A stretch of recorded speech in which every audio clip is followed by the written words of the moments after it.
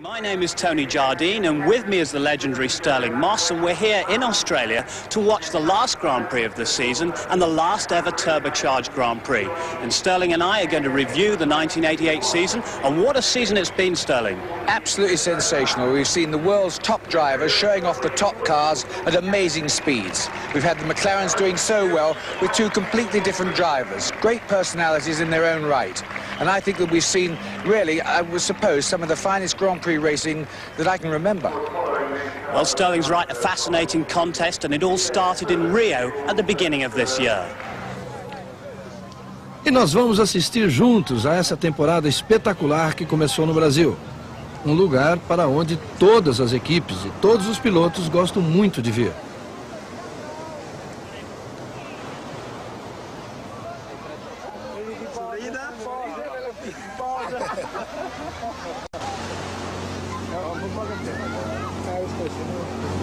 O palco da primeira prova é o circuito de Jacarepaguá, que agora se chama Nelson Piquet, em homenagem ao tricampeão mundial. Quando os carros entraram na pista, todos os motores turbo tinham que obedecer ao novo regulamento. Pressão reduzida para 2,5 atmosferas e tanque de combustível de apenas 150 litros. Tudo isso para equilibrar as forças em relação aos motores aspirados de 3,5 litros, que não têm limite de combustível. Muitos previam que agora os aspirados poderiam ter vantagens, pois os motores turbo teriam problemas de consumo excessivo. A válvula pop-off da FIA assegurava que os turbos não excederiam a 2,5 atmosferas de pressão, e as esperanças da Honda continuavam no motor turbo V6, já usado em 87. Motores que continuavam na Lotus, mas tinham trocado a Williams pela McLaren. A Ferrari estava usando o seu turbo V6 um pouco modificado, deixando Berger e Alboreto com muitas esperanças. A Arrows, mais uma vez, usava o seu 4 cilindros Megatron, preparado pelo suíço Heine Mader. Zack Speed com um 4 cilindros parecido e sem modificações significativas, e finalmente a Osella com o seu turbo V8 baseado no antigo Alfa Romeo. As equipes com motores aspirados eram encabeçadas pela Benetton, que tinha um acordo exclusivo com a Ford para fornecer uma versão mais nova do seu DFZ V8, o DFR V8 também. John Judd produziu uma versão de 3,5 litros do motor Honda da Fórmula 3000 e forneceu para a March, Williams e também para a Ligier, que tentou um conceito Art Nouveau no carro de 88, colocando o tanque de gasolina no meio do carro, entre motor e câmbio. O resto das equipes se valiam do motor V8 3,5 litros DFZ, o mais novo desenvolvimento do famoso Ford DFV no seu 21º ano de competição. Assim, com os novos motores, existiam 4 novas equipes que teriam que fazer pré-qualificação. Walter Brun, o suíço rei das máquinas de fliperama, apresentou a Eurobrum com sede em Milão, uma equipe de 2 carros, comandados por Paulo Pavanello e com Oscar Lahauri e Stefano Modena como pilotos.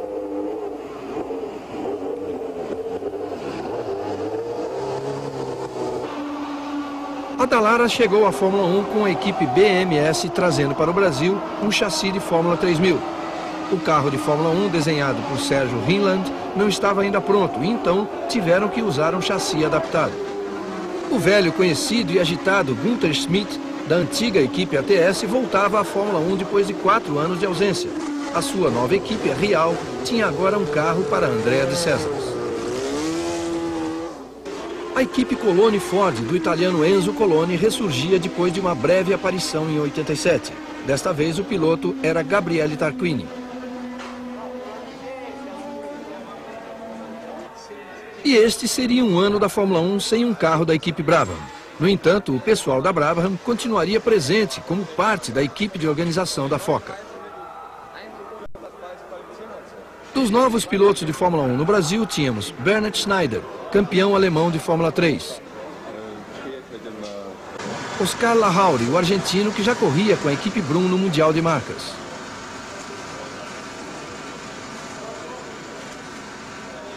Seu companheiro de equipe, o eficiente e sossegado campeão europeu de Fórmula 3000 de 87, Stefano Modena. O italiano Nicola Larini veio da Fórmula 3000 e da sua breve experiência com a Coloni para a Osella. A Espanha via uma estrela em potencial na figura do piloto de Fórmula 3000, Luís Pérez Sala. assim como a Minardi via muitos cifrões em cima da cabeça de Adrian Campos. Gabriele Tarquini, apesar dos problemas constantes do carro, sorriu assim o ano todo. E Julian Bailey vendeu quase tudo o que tinha para ajudar a pagar por um lugar na equipe Tyrrell. Bailey tinha um pouco de experiência na Fórmula 3000, mas dava agora um passo bem ousado. Enquanto isso, o Brasil ganhava mais um, Maurício Gugelmin, que chegava à Fórmula 1 com a equipe March.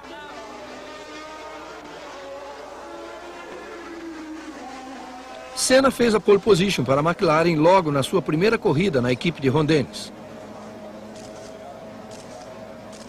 O tricampeão Nelson Piquet começava o ano sem grandes esperanças, mas com o objetivo de estar pelo menos entre os 6 primeiros em cada prova. Piquet levou seu Lotus Honda para a 5ª posição no grid. Nigel Mansell, recuperado do acidente no Japão, impressionou a todos com o 2º lugar no grid.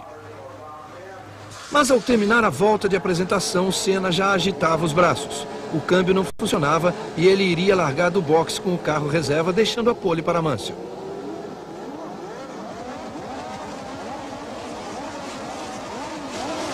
Na largada, Prost espetacular, passou por dentro de Mansell. A largada mostrou bem toda a potência do motor Honda. Em seguida, vem Senna largando dos boxes. Gugelmin, nesse momento, já abandonava logo depois da largada e os dois quase embate. Veja aí a esquerda.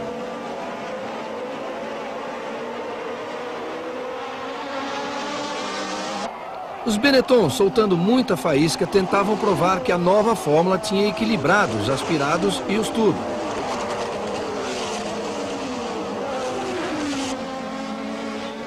Agora é a vez de Berger também passar por Mansell.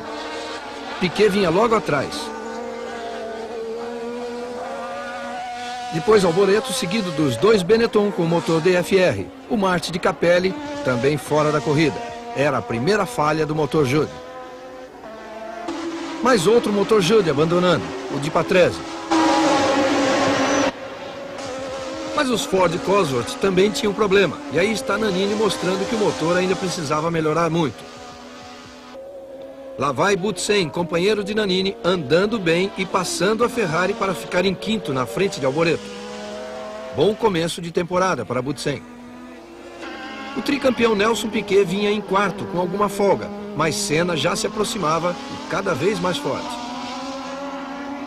Dá para sentir a potência dos motores Honda. Veja só no fim da reta.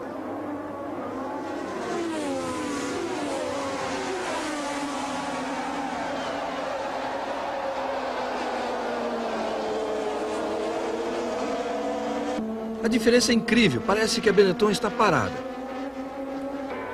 E lá vamos nós, Brasil contra Brasil. A guerra de acusações entre os dois agora passava para dentro da pista. Mas havia uma grande diferença de carro para carro. Aí está Mansell, foi para o box e a equipe não conseguiu ligar de novo o motor. Com isso, Senna ganha o 3º lugar.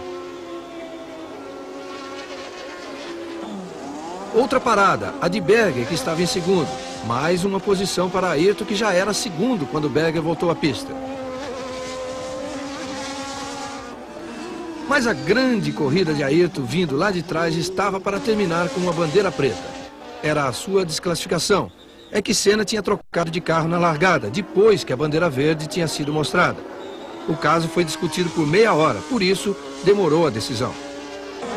Piquet tinha caído para 5º, depois de 2 paradas para pneus, mas aqui já estava atrás do Warwick tentando um 4º lugar. E veja bem, numa mesma manobra, Piquet aproveita e passa também por Butsen, ganhando 2 posições. Ele estava agora em 3º. A torcida brasileira tinha motivo para a festa. Alain Prost vence o seu 5º Grande Prêmio do Brasil e de uma maneira que parecia ter sido tão fácil que recebeu da torcida o título de Rei do Rio. Prost primeiro, Berger segundo, Piquet terceiro, Warwick quarto, Alboreto quinto, Nakajima sexto. Prost 1-0 em cima de Senna. No pódio, Prost não mostrava sinais das dificuldades que passou. E potência é algo indispensável na pista de San Marino, no primeiro Grande Prêmio da Europa. Não nessa antiga pista de Bigas, mas no circuito Dino Ferrari em Imola, na região da Romanha. A torcida italiana tinha chegado a pé para ver a Ferrari conquistar tudo o que fosse possível.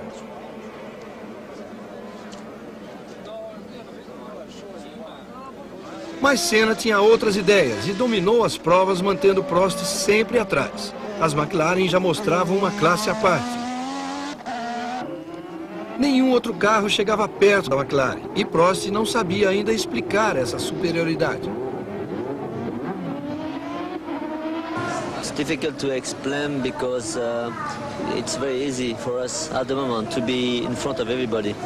And we don't understand why they are so slow. Com a força da tecnologia japonesa monitorando tudo, desde o consumo de combustível do motor Honda até a previsão do tempo, parece que até os pilotos haviam sido programados para vencer. Um exército de técnicos Honda era responsável pela McLaren e pela Lotus em 88. Incluindo Piquet, que numa entrevista à revista Playboy brasileira, havia sugerido que a Ferrari tinha problemas de comando e aparentemente havia lançado também algumas farpas na direção de Prost. Mas não era bem assim. About Alan, I was talking very good about Alan because I think he's in the best of the world. You know, who make an interview to me exaggerate a lot of things and also didn't put all this through what I said, everything what I said. About Enzo, I have no rights to say anything. I only said is if he's 30 years younger than he is now, for sure Ferrari did not have the problem that they have now. You know, I think a man with 90 years, you have to be very strong also to run a team. But it's people make a lot of fuzzle and a lot of things about what I said. Maybe sometimes also I say exactly what I think and what is the truth, and sometimes I should not say exactly what is the truth, but what I should say what the people want to hear.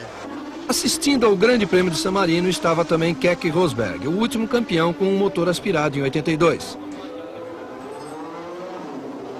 Alessandro Nannini foi um que andou bem, mas às vezes parecia achar que estava com um cortador de grama. A equipe da Lara apareceu em San Marino com um belo carro de linhas bem aerodinâmicas, resultado do trabalho do argentino Sérgio Heinland. Já a Osella veio fora de regulamento, foi excluída da prova e deixou Nicola Larini bem aborrecido. Problemas na Ferrari e um grande desapontamento para a torcida de San Marino. Alboreto ficou parado na volta de apresentação e teve que largar do fundo do pelotão. Enquanto isso, Senna saía bem de sua pole position e Prost ficava patinando. Piquet aproveita e pula para segundo, com Patrese em terceiro. Ninguém esbarrou em ninguém na largada. A Lotus de Piquet até então não era um carro vencedor, mas andava entre os primeiros.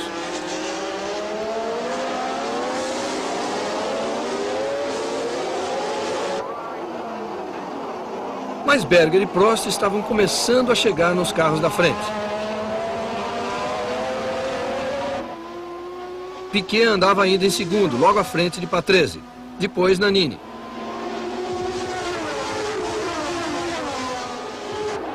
Ayrton já ia longe.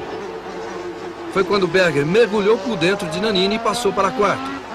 Prost fez o mesmo e passou para quinto.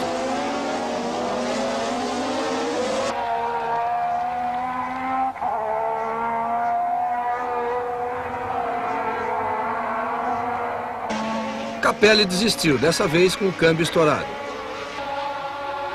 Prost continuava atacando, veio por fora na curva tosa, armou o bote e foi por dentro na subida, passou para quarto.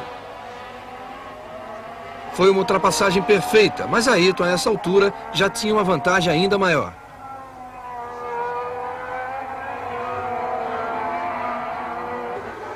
Nannini recupera a posição em cima de Berger e volta ao quinto lugar. Berger chegou a subir na zebra. Prost chegava rápido em Piquet, que se defendia como podia. Era Honda versus Honda.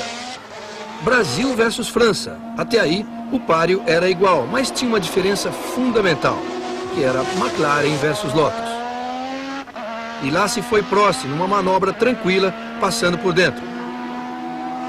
E Piquet ainda balançou quando caiu para terceiro. Aqui a briga entre os carros aspirados, que prometia muito esse ano. Boutsen sai de trás de Patrese e passa, fica em quinto. Aí Mansell passou Patrese por dentro.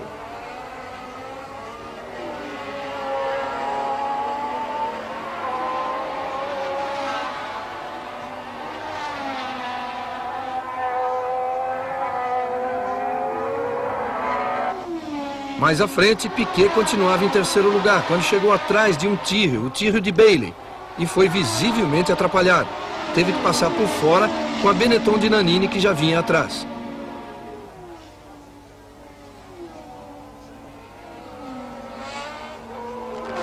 Passar Nannini não é fácil. Ele e Piquet vinham tocando roda a roda, lutando pelo terceiro lugar. Logo atrás, Boutsen e Mansell.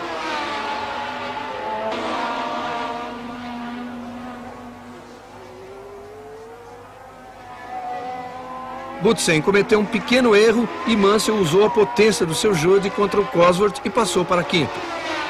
Mas Boutsen não dá folga.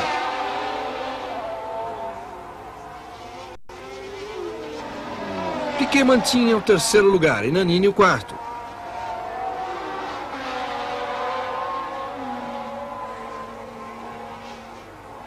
E para Nannini foi muito lutar dessa maneira contra Piquet. Ele é um piloto veloz e corajoso, mas tem ainda muito que aprender. E lá vem Mansell, que ataca e passa Piquet em apuros, cercado por carros aspirados. Mas Piquet não queria saber disso e foi atrás de Mansell.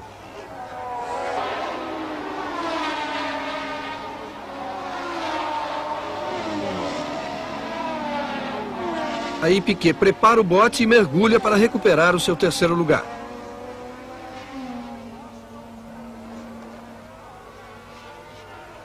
Os dois foram assim por algum tempo, até que Mansell diminuiu e foi para o box com problema de motor.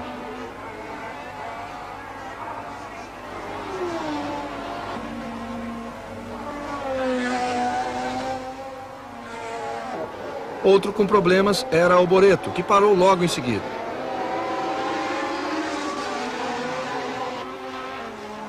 Aqui Senna vai receber a sua primeira bandeirada de vitória pela McLaren, compensando um pouco a tristeza da corrida no Brasil.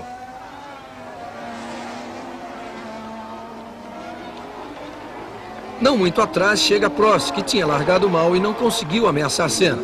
Foi a primeira dobradinha da McLaren em 88. Senna em primeiro, Prost em segundo, Piquet em terceiro. No jogo de Senna e Prost, 1-1. Mas Senna achava que Prost poderia ter ameaçado mais. Well, I think if he had a similar start as I, it would have been harder for both of us. It would be a good big fight, and God knows what would happen. So I don't feel that happy that things went the way they went. Monte Carlo, onde todo mundo que é alguma coisa sai da toca para estar presente no Grande Prêmio. Mônaco é o lugar certo para ver e ser visto. A pista é ainda a mesma de muitos anos atrás, é claro, com algumas modificações que foram sendo feitas ao longo dos anos. O novo túnel, por exemplo, é bem diferente desse aí, mas as dificuldades são as mesmas.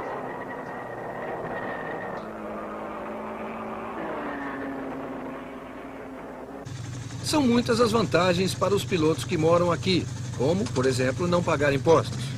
Nelson Piquet é um deles. Ele tem seu iate e seu helicóptero parado aqui perto.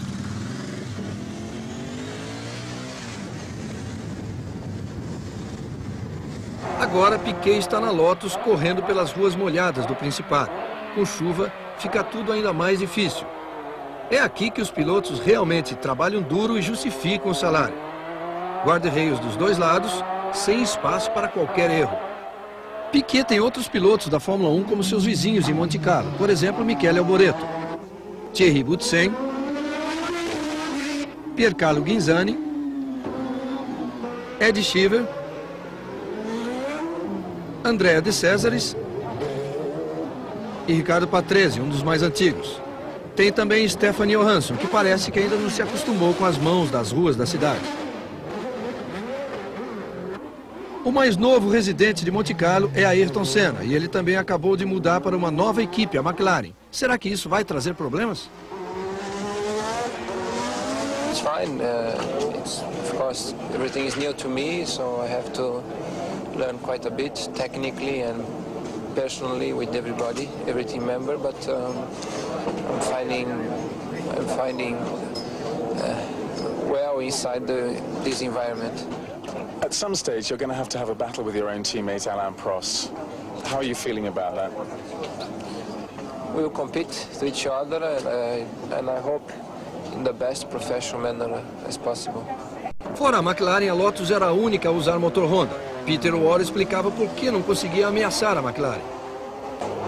Well, I think during our winter testing, before the season started, we perhaps set ourselves the standard of the Ferrari, which was the car to beat at the end of last season, and we were quite satisfied that we'd got to a par with them with the new car very early on.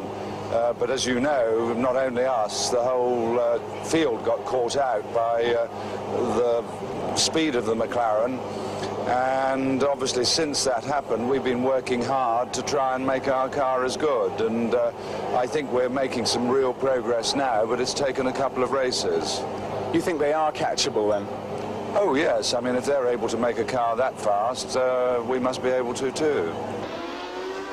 Thierry Boutsen enfrentava problema de motor e freio nos dois carros que usou.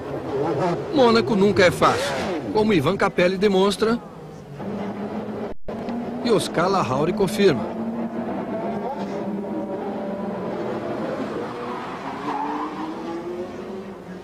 Para Alex Caffey, o importante era manter os pés secos antes de entrar no carro. O australiano campeão de golfe Greg Norman também não faltou à festa. Domingo de sol. Senna, da sua terceira pole no ano em 3 corridas, larga bem e vai embora. Prost largou mal de novo. Berger passou e ficou em segundo. E Piquet amassou o nariz da traseira de Warwick. Mais um no guarda-reio, é Alex Caffey. Prost fica preso em terceiro. Berger vai indo muito rápido e em Mônaco é difícil encontrar ponto de ultrapassagem. Piquet, com o nariz quebrado, procura o box. Senna em primeiro, Berger em segundo, Prost em terceiro, Mansell quarto, Alboreto quinto e Nannini sexto.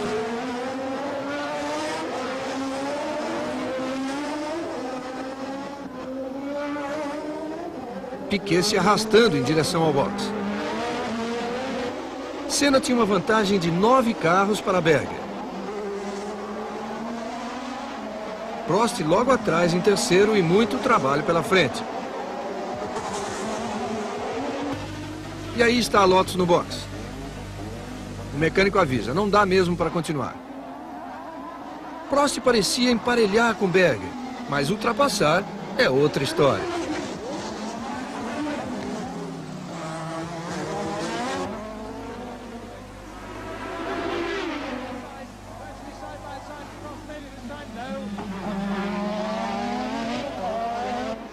Enquanto isso, Larrauri arrancou o bico do seu Eurobrum.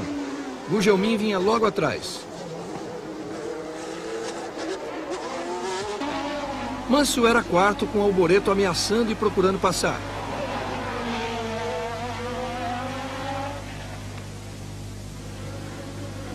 Alboreto mergulhou, deu um chega para lá e Mansell fechou. Mas Alboreto foi embora. Quem ficou foi Mansell. Nannini também ficou na chicane, com o câmbio quebrado. E Gugelmin também está fora. Mais problemas de motor. Os retardatários são um problema a mais na pista de Monte Carlo. Alliot está na frente, no caminho de Patrese e Capelli. Alliot tenta sair da frente, mas Patrese já vinha empurrando.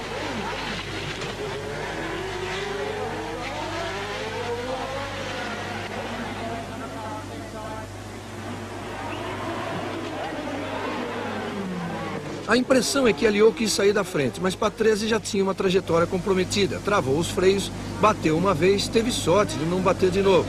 e Alliot foi de frente para a parede, sem poder fazer nada, e acabou no guarda-reio.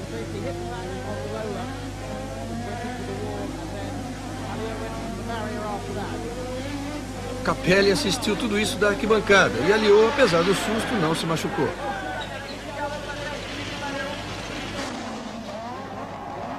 Prost passou Berger, ficou em segundo e começou a chegar em cena. Os dois alternando voltas mais rápidas, Prost e Senna. Mas Senna acabou perdendo o controle e bateu direto no guarda-reio. Veja aí ele já saindo do carro, fora da corrida. A equipe tinha mandado ele diminuir e com isso ele perdeu a concentração. Senna saiu andando e foi direto para sua casa, que fica na próxima esquina.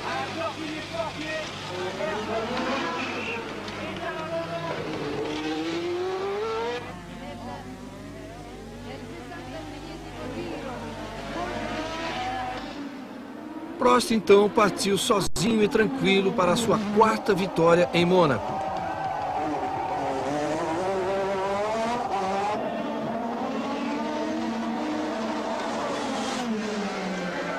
Berger manteve a Ferrari em segundo, Alboreto com a outra Ferrari foi terceiro, Warwick o quarto, Jonathan Palmer quinto e Riccardo Patrese o sexto.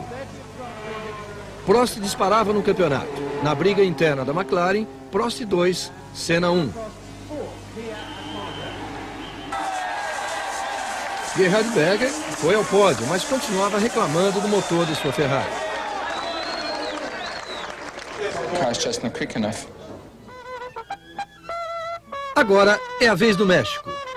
A Fórmula 1 faz 3 grandes prêmios seguidos fora da Europa. A cidade do México tem sempre um espetáculo por acontecer no meio da rua. Mas o espetáculo maior seria na pista do autódromo Hermanos Rodrigues. Felipe Alliot tinha passado maus bocados em Monte Carlo, mas não foi nada perto do que ele passou no México. Isso foi o que sobrou do seu carro. São entre Prost e Mansell, dois apaixonados pelo golfe, discutindo o jogo de ontem e combinando outro para mais tarde. Bernd Schneider, campeão alemão de Fórmula 3, conseguiu classificar a Zack Speed e ia correr o seu primeiro grande prêmio. E a equipe Larousse, incrível, conseguiu reconstruir a Lola de Alliot em tempo para a largada. O Grande Prêmio do México foi a quarta etapa e Senna tinha feito a quarta pole. Mas Prost e Piquet largaram muito bem e deixaram Senna em terceiro. Nakajima também foi rápido e ficou em quarto à frente de Berger. Mais do que nunca, as Lotus mostravam força e andavam perto das McLaren.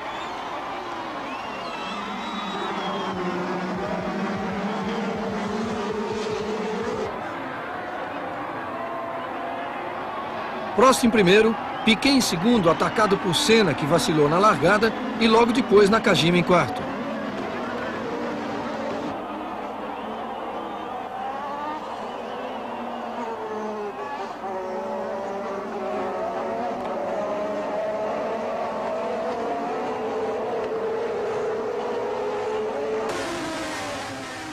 Senna mergulha no fim da reta e passa Piquet, que cai para terceiro com Nakajima em quarto, e as duas Ferrari em quinto e sexto.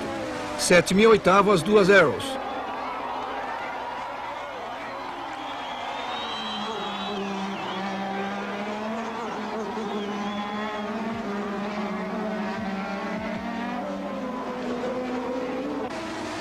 Depois do susto e de todo o trabalho de sábado, Alliot abandona com sua Lola. Enquanto isso, Berger vai para cima da zebra, empurrado por Nakajima. O japonês guiando de uma maneira nunca vista e ajudando a tornar a corrida mais emocionante. Lá vem ele.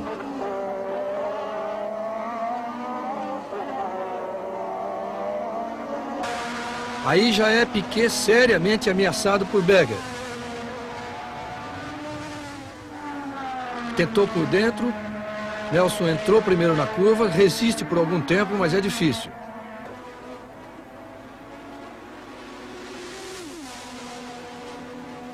E na reta seguinte, agora, Berger sai do vácuo para passar definitivamente. Isso vai significar um terceiro lugar para a Ferrari.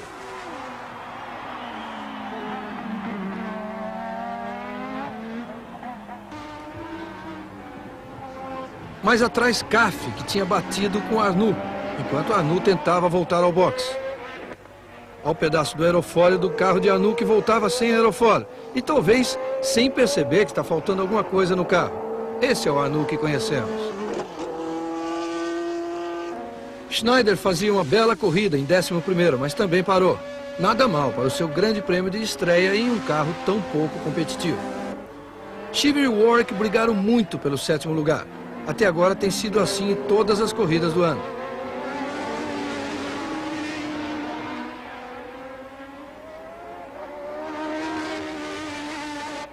Mansell abandona com problema no motor.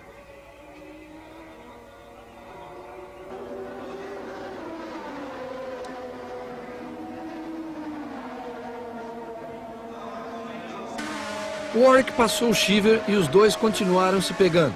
Aliás, nessa altura do ano, os dois já estavam de briga também fora da pista.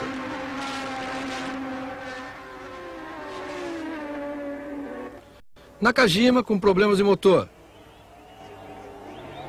A equipe recebe a notícia de que houve um problema de pistões. Isso talvez possa afetar também a Piquet. Cheever e Warwick continuavam seu show particular com direito a batidas de roda e tudo mais. Warwick vai em 6º e Cheever em 7º.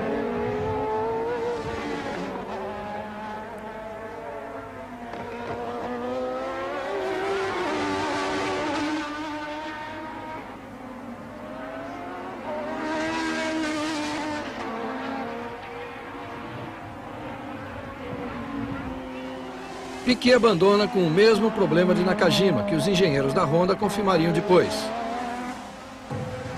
Os motores da Honda na McLaren seguem sem problema, com Prost em primeiro e Senna em segundo. Senna não conseguia se aproximar, talvez ainda sentindo o problema da largada com a válvula pop-off. Final de corrida e nos 6 primeiros carros, 6 motores turbo. Prost, Senna, Berger, Alboreto, Warwick e Cheever. O professor Prost vence mais uma, mas já começa a sentir a determinação de Senna. I can't push hard like him all the time. Every day, every practice, every race, starts, try to make the pole position, everything. I can't do it anymore. I recognize, I mean, it's get too old maybe. Estava na hora do circo mudar de lugar. Sem os seus próprios caminhões que ficaram na Europa, as equipes contrataram uma transportadora.